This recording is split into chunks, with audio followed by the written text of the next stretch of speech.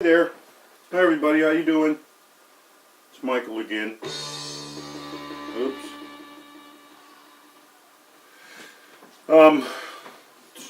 My Star Trek models, one of my last ones. I used to make a bunch of these and hang them up in my kids' room.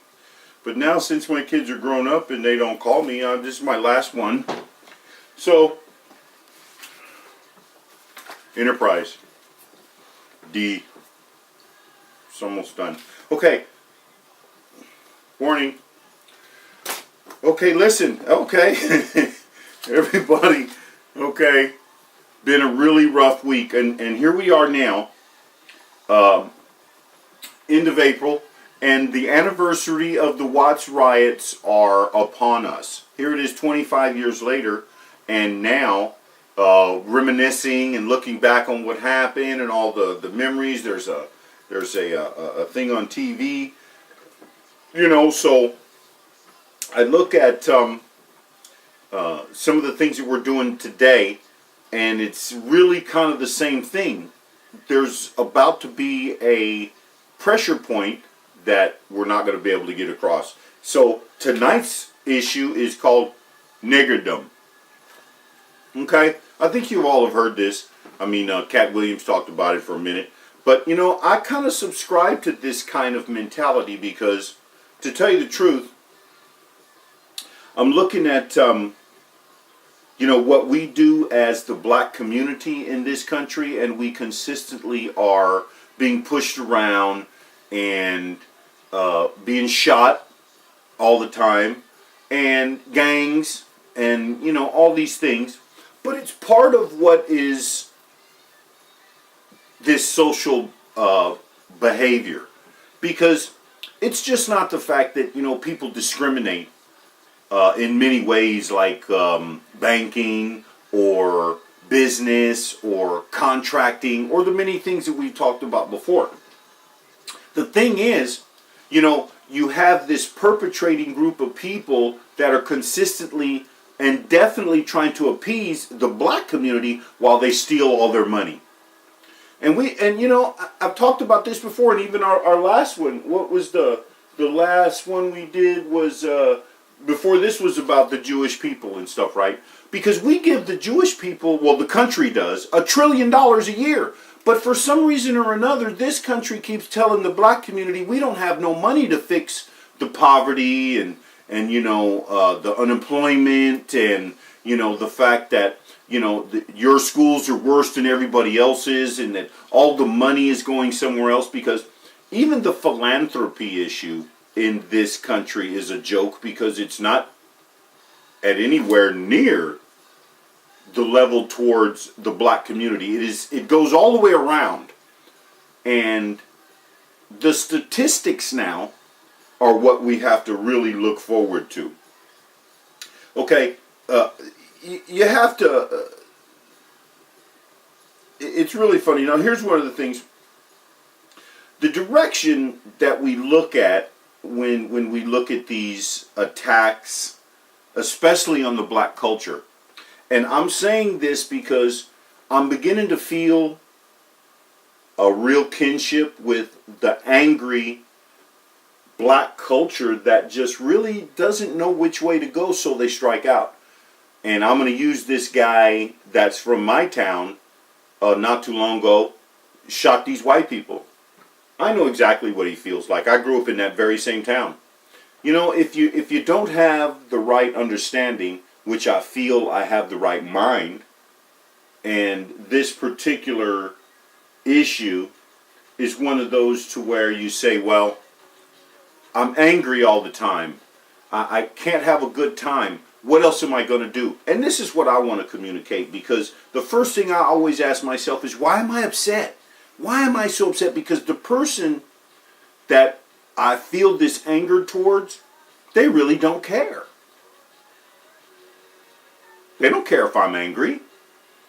They don't care if my life spirals into anger and madness, because their intention is to do this. And this is one of the things that I want to communicate to everyone.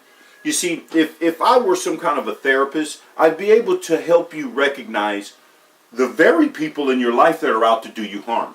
Because let me give you an example. In Niggerdom, see, we walk around the streets and we recognize the other black man or woman. Hey, how you doing on the street? How you doing, sister? How you doing, brother? All right, cool, you know.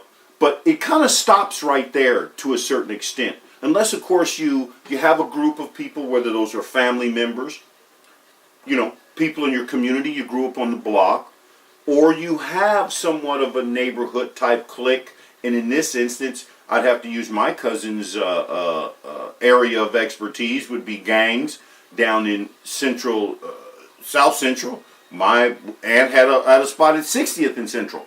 So, you know, I understand this, and I remember when the gangs and stuff all came into place. But this anniversary about these riots, and a lot of people even say in this issue that it really wasn't the riot that caused the problem. It wasn't the verdict of the white cops. Because we know now so many black people have been shot, it's pathetic. But Niggerdom, and here's what really has to happen. Niggerdom now is part of America's future. Because now I'm beginning to realize that the intelligence level of the black community is raising very quickly. Because now you have these non-creative cultures that are consistently trying to bring attention to themselves so they can get more of the spotlight. So this is my suggestion and my communication to the black community. If you take these statistics that we have right now, which is, and I mean, they're pretty detailed now.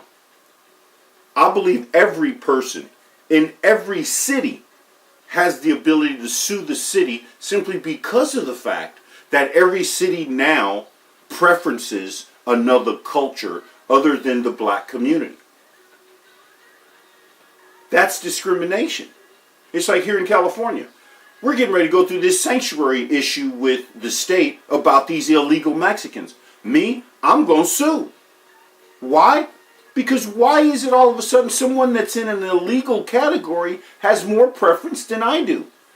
Well, I'm being sought by the state of California for tickets or because of taxes or because of the fact that I ran a red light or missed a red light. I've got to lose my license and I've got to not be able to go to work and I've got to go to the court and get the fines doubled on me, and the next thing you know they'll continue to do it because I didn't send them in fast enough.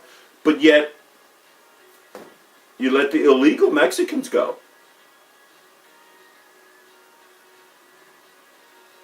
That's not even fair.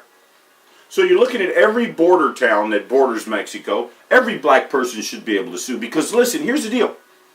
If you're going to give somebody that's illegally here, then what are they going to do? Where are they going to work? Who's going to feed them? And whose money are you going to use? See, and this is where we need to do the opt-out issue. Well, you know, hey, listen, Mr. City Official, it shows here in the statistics that the black community has the highest unemployment rate. It doesn't make any difference where it is in the country. That's just the way it is.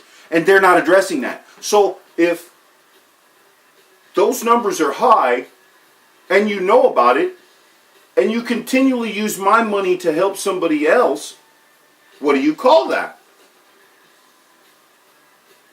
Legally, it's called discrimination. And I'll give you an example. Okay. If you look at,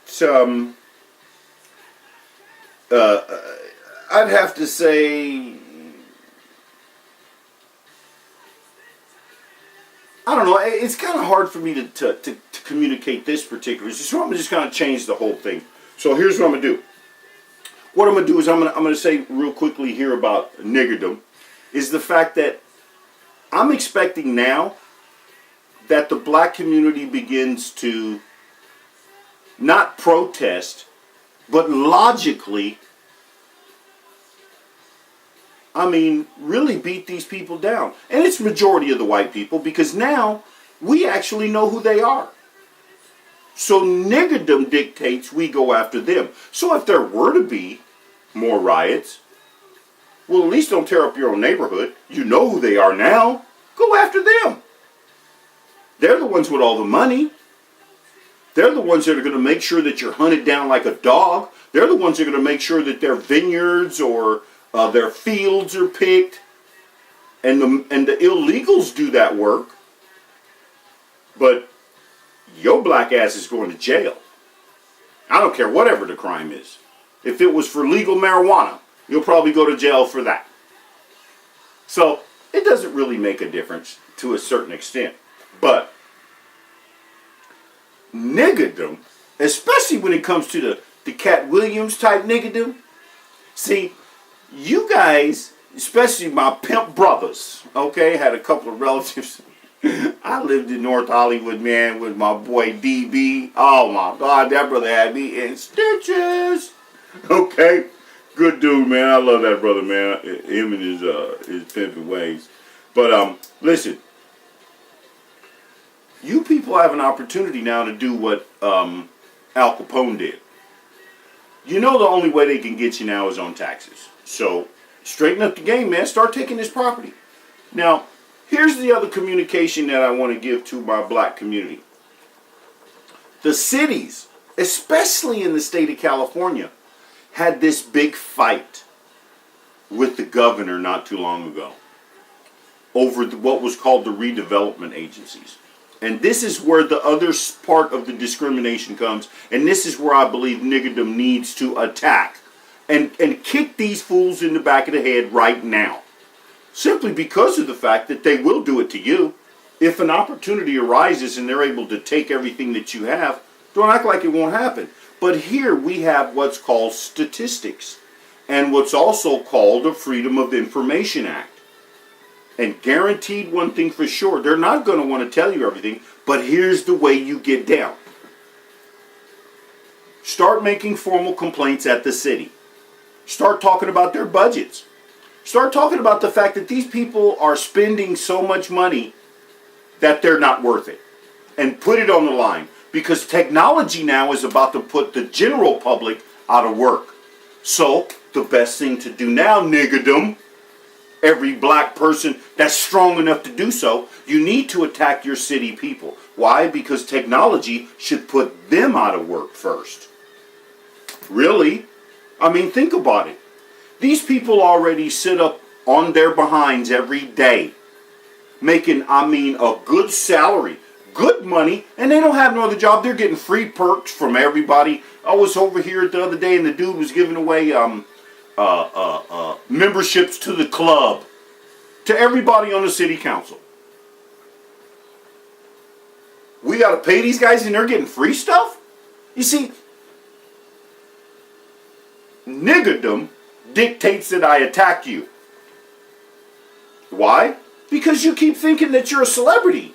And you keep thinking that I want you to give my money to somebody that I don't want to give my money to. And see, because of the statistics, we now see that you take the black community's money, give it to everybody else but us. If there was a nonprofit group, which I had, which I attempted to all the time. So I'm going to use this as my experience to say, well, I can prove exactly what I'm saying. Because when I put in a proposal to the city, oh, well, it sounded good, but we think this other project is better. Really? You mean the same white boy you've been giving that money to for years, you still think his project is better? Well, my community is what? Got bad water? Got buildings missing for blocks at a time. Have criminals all running around in the street and you ain't got camera one.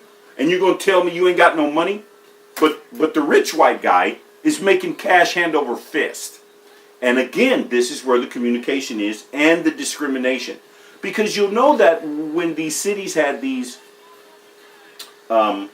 properties, the governor wanted them to turn them over so there would be called a redistribution of wealth. And here's the issue.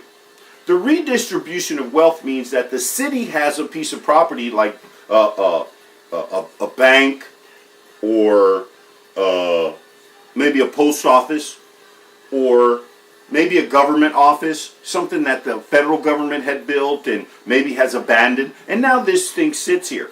And right now the city has it because that's what happened. For instance, like Oakland. Oakland ended up with this huge naval base, right? So they turned it all over. But see, in most cities, what they do is they hold on to the property and they wait for the rich guy. Yeah, that's what they do. And that's the reason why the governor was upset, because in a sense, he's right. If you're not paying the taxes, the state can't benefit. But these guys sit around and they'll use your money to fix up these properties, to fix up these lands or these streets, and then they'll wait for the rich guy to come.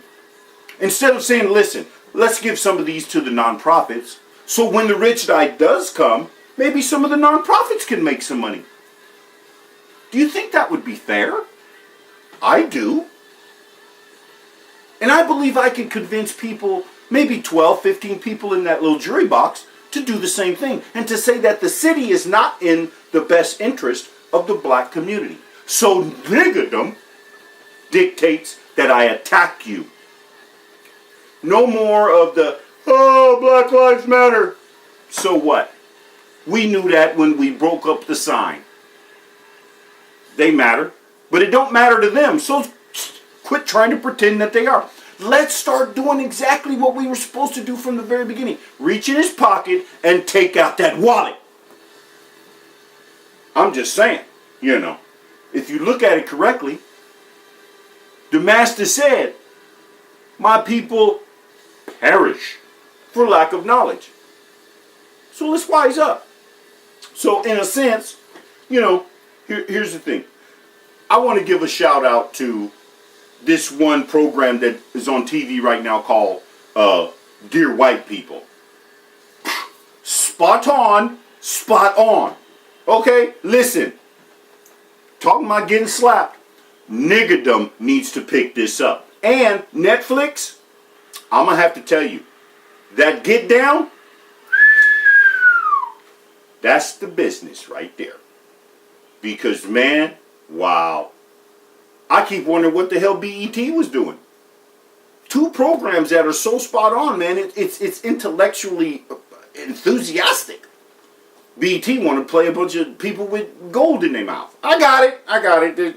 You guys do that. I'm cool with that, though, man. I ain't with it, though. I'm more Wynton Marsalis time. I'm like, so listen, Niggerdom. Watch out for the rest of them, and I believe we need to separate now. We do. We got to get out of here. This is not going to work out, and especially with this Trump effect. No, he tried to get rid of everything that Obama did. I can tell you right now, that's bad business. So hey, Master said, hey, how you doing?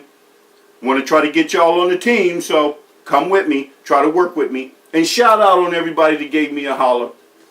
Again, at the electrical company, it's all cool. I like y'all, appreciate that. And we're going to get down to business after July. Come back from my reunion, and then I'm going to really put it down. I've been witness to some other issues, so I just want to pray for you guys and let you know. I hate for it to happen, but hey, chin up. Let's do this. All right. See you later. God bless.